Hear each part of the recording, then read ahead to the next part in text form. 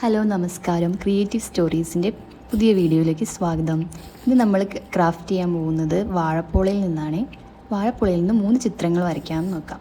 അതിനകത്ത് ആദ്യമായിട്ട് നമ്മൾ പോളയുടെ കഷ്ണങ്ങൾ വെച്ച് ഒരു കാടിൻ്റെ ചിത്രമാണ് ചെയ്യാൻ പോകുന്നത്. വേസ്റ്റ് മെറ്റീരിയൽസിൽ നിന്നുള്ള ഇത്തരത്തിലുള്ള ക്രാഫ്റ്റ് ഇഷ്ടപ്പെടുന്ന ആളാണെങ്കിൽ ചാനലൊന്ന് കയറി നോക്കണേ. ഇഷ്ടപ്പെട്ടെങ്കിൽ സബ്സ്ക്രൈബ് ചെയ്യണേ. ഇതിനായിട്ട് ആദ്യം നമ്മൾ അധികം വളവില്ലാത്ത ഒരു പോളയിൽ നിന്ന് അതിൻ്റെ മുകൾ ഭാഗം ചെത്തിക്കളഞ്ഞ് ഒരു സ്റ്റെൻസിൽ ഉണ്ടാക്കിയെടുക്കണം. നമ്മൾ പ്രിൻ്റ് ഉപയോഗിക്കുന്ന പേപ്പറിൻ്റെ വലിപ്പം അനുസരിച്ച് വേണം നമ്മൾ ഈ ഒരു സ്റ്റെൻസിലിൻ്റെ പോർഷൻ സെലക്ട് ചെയ്യാനായിട്ട്. നമ്മൾ കട്ട് ചെയ്ത് കഴിയുമ്പോൾ ഇതുപോലത്തെ ഒരു ഓപ്പൺ ആയിട്ടുള്ള ഒരു സ്ട്രക്ചർ കിട്ടും. ഇതിനകത്തേക്ക് നമുക്ക് ഇങ്ക് അപ്ലൈ ചെയ്യണം. വാഴയിൽ കറയുള്ളത് കൊണ്ട് അത് പെയിൻറ്റുമായിട്ട് മിക്സ് ചെയ്താൽ എന്ത് റിസൾട്ട് വരുന്നുള്ളത് അറിയാത്തതുകൊണ്ടാണ് ഞാൻ ഇങ്ക് എന്നുള്ളൊരു ഓപ്ഷനിലേക്ക് എത്തിയത്. നിങ്ങൾക്ക് പെയിൻറ്റ് യൂസ് ചെയ്യാം. അക്രിലിക് പെയിൻറ്റോ സ്കെച്ചോ ഒക്കെ യൂസ് ചെയ്ത് നോക്കാം. പക്ഷേ വാഴയ്ക്ക് ഒരു കറയുള്ളത് കൊണ്ട് അത് കളറിൽ എന്തെങ്കിലും പ്രശ്നം വരുമോ എന്ന് എനിക്ക് ഉറപ്പില്ലാത്തത് കൊണ്ടാണ് ഞാൻ മഷി എന്നുള്ള ഓപ്ഷനിലേക്ക് എത്തിയത്. 3-4 ഇടങ്ങളിൽ തുള്ളി ഒറ്റിച്ച് പിന്നെ ആ തുള്ളികളെ ഒന്ന് മെല്ലെ സ്പ്രെഡ് ചെയ്യുക ചെയ്തത്. അധികം ബലം കൊടുത്തു കഴിഞ്ഞാൽ നമുക്ക് ആ ഒരു സ്ട്രക്ചർ മിസ്സായി പോകും, അത് കീറിപ്പോവും. അതുകൊണ്ട് വളരെ സോഫ്റ്റായിട്ട് ചെയ്യേണ്ട ഒരു കാര്യമാണിത്.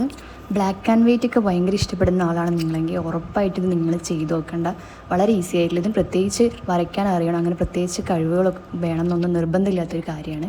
അതുകൊണ്ട് തീർച്ചയായിട്ടും ട്രൈ ചെയ്യേണ്ട കാര്യമാണ്. ഞാൻ ഇങ്ക് പുരട്ടി പേപ്പറിൻ്റെ മുകളിൽ വെച്ചൊന്ന് പ്രസ് ചെയ്ത് കൊടുത്തായിരുന്നു. ഇപ്പം നമുക്കതൊന്ന് തുറന്ന് നോക്കാം, ആ ഡിസൈൻ എങ്ങനെയാണ് വന്നേക്കുന്നതെന്ന്. നല്ല കുറേ മരങ്ങളുടെ ഒരു സ്ട്രക്ചർ വന്നിട്ടുണ്ട്. അപ്പോൾ ഞാൻ ഇതിൽ തന്നെ ഇങ്ക് അപ്ലൈ ചെയ്തിട്ട് ഒരു 3-4 ആ പേപ്പർ ഫില്ലാവുന്ന വരെ മുകളിൽ നിന്ന് താഴോട്ട് തന്നെ ഇങ്ങനെ കുറേ പ്രാവശ്യം വെച്ച് പ്രിൻ്റ് ചെയ്തെടുക്കുക ചെയ്തത്. അപ്പോൾ ഒരു ഫസ്റ്റ് ലെയർ വന്നപ്പോൾ കുറച്ച് ഭയങ്കര ഹൈറ്റിൽ നിൽക്കുന്ന മരങ്ങളുടെ ഒരു സ്ട്രക്ചർ വന്നു. അപ്പോൾ കുറച്ച് താഴ്ത്ത് ചെറിയ മരങ്ങളും ചെറിയ വലുപ്പത്തിലുള്ളതും വേണമെന്ന് തോന്നി. അപ്പോൾ അവിടെ താഴ്ഭാഗം കുറച്ച് ഫില്ല് ചെയ്യാൻ വേണ്ടിയിട്ട് ഒരു ചെറിയ ബോളായിട്ട് നമ്മൾ മുമ്പ് ചെയ്ത പോലെ തന്നെ കട്ട് ചെയ്തെടുത്ത് അത് പല ഭാഗങ്ങളിലായി പലയിടത്ത് പല വലുപ്പത്തിൽ പിന്നെ അതിൻ്റെ താഴ്ഭാഗമൊക്കെ ഫില്ല് ചെയ്യാൻ പാകത്തിന് എല്ലാം അതിലെ മഷി തീരുന്നവരെ. നമ്മൾ മഷി മാത്രമല്ല ആ വാഴപ്പോളയിലുള്ള കറ കൂടി ഒന്നിച്ചാണ് പുറത്ത് വരിക. അതുകൊണ്ട് ഒരു 2ാമത്തെ പ്രാവശ്യമൊക്കെ ആയി കഴിയുമ്പോഴത്തേക്ക് ഒരു ആഷ് കളർ മിക്സ് ആയിട്ടുള്ളൊരു കളറായിട്ട് ആ പ്രിൻ്റ് വരും. അങ്ങനെ ഏകദേശം ഒരു മിഡിൽ പാർട്ട് വരെ ഞാൻ ചെറിയ ചെറിയ മരങ്ങളുടെ ഒരു ഷാഡോ പോലെയും ഒക്കെയുള്ള ഭാഗങ്ങൾ ചെയ്തു. ഇനി നമുക്ക് വേണ്ടിയിരുന്ന കുറച്ച് ഇലകളായിരുന്നു. ഇലകളുടെ ഒരു കൂട്ടം തന്നെ വേണമായിരുന്നു. അതിന് ഞാനൊരു ചെറിയ കഷ്ണം എടുത്ത് അതിൻ്റെ ഒരു ചെറിയ ഭാഗത്ത് മാത്രം ഇങ്ക് പുരട്ടിയിട്ട് പല സ്ഥലങ്ങളിലായിട്ട് ഇലകളും ഇലപ്പച്ചകളൊക്കെ വേണം, ഇലക്കറുപ്പുകളാണിവിടെ, ഇലക്കറുപ്പുകളൊക്കെ വേണമെന്ന് തോന്നുന്ന സ്ഥലത്തേക്ക് അപ്ലൈ ചെയ്ത് കൊടുത്തു. അങ്ങനെ പ്രത്യേകിച്ചൊരു ചോയ്സൊന്നും ഉണ്ടായിരുന്നില്ല, എവിടെയൊക്കെ ഇല വരും എന്നൊരു തോന്നലിൽ അപ്ലൈ ചെയ്ത് കൊടുത്തു.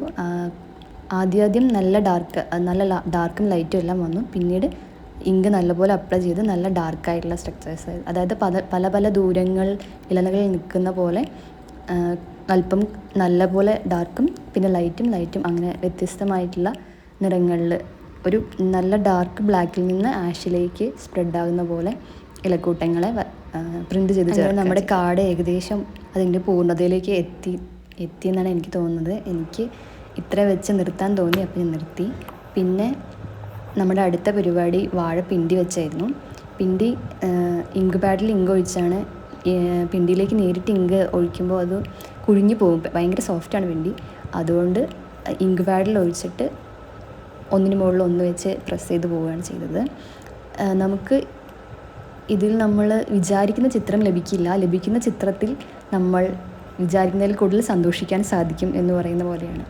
നമ്മൾ പ്രിൻ്റ് ചെയ്ത് വരുമ്പോൾ ചിലപ്പോൾ 2 പേര് ചുംബിക്കുന്ന പോലെ ഉണ്ടാവും, ചിലപ്പോൾ 2 പേര് കൈ പിടിച്ച് നിൽക്കുന്ന പോലെ ഉണ്ടാവും, ചിലപ്പോൾ അതിൻ്റെ ഉള്ളിൽ തന്നെ 2 കാടുകളോ ഒരു തടാകമോ ഒക്കെ ഉള്ള പോലെയൊക്കെ തോന്നും. ആ ഒരു പ്രോസസ്സിങ്ങിൽ തന്നെ നമുക്ക് കുറേ ചിത്രങ്ങൾ നമ്മുടെ മനസ്സിലൂടെ കടന്നു പോകും. ആ പ്രോസസ്സാണ് ശരിക്കും ഇതിൻ്റെ ഒരു ഹാപ്പിനെസ് എനിക്ക് തന്നത്. ഇതൊരു ചെറിയ കഷ്ണമായിരുന്നു കേട്ടോ, ഞാൻ ട്രൈ ചെയ്ത് നോക്കിയതാണ്.